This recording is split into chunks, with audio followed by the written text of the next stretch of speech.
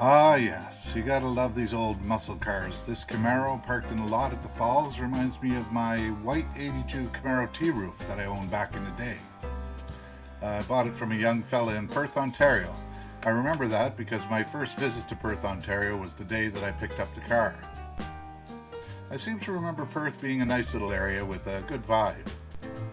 Something else I seem to remember, I remember mentioning to you viewers that we were headed towards a small town to spend a couple of days. What town was that, you might be wondering?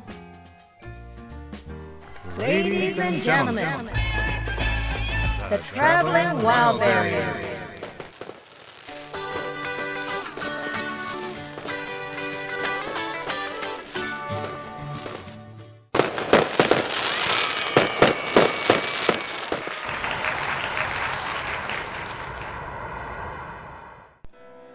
Well, it's a little place called Fort Frances.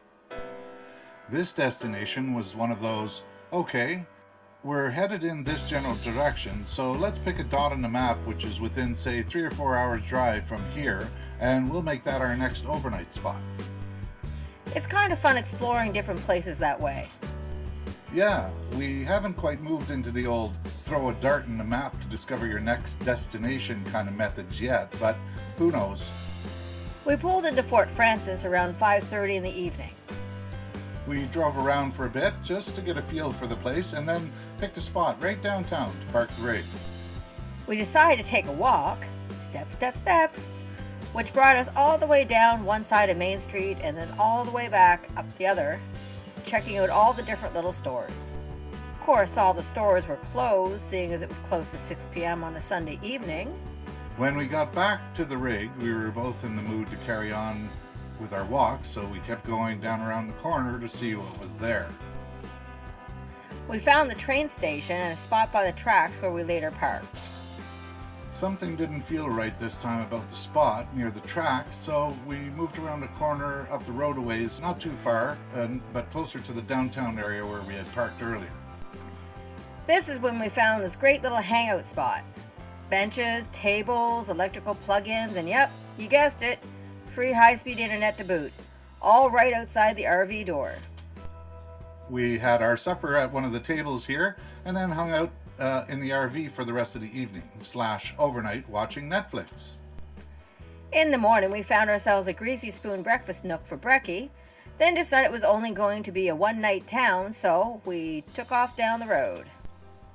We hadn't driven more than 10 minutes when Kat spotted something. "Pull over," she said. "Let's see what that is." I saw what appeared to be, and later confirmed to be, one of those tiny little churches. Kind of interesting. We took a few pics and mulled around a bit.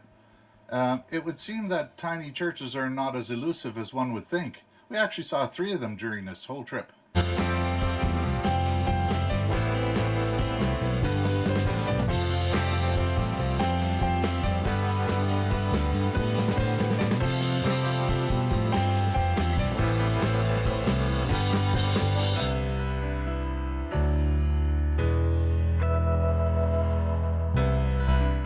We left the tiny church behind and headed on down the road to our next destination.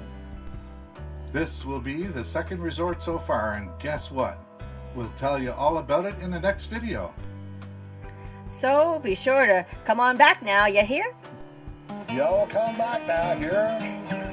Traveling Wildberries. That's what they call a man. Nice folks. Y'all come back here. The Traveling Wildberries. Check it out. Ciao for now.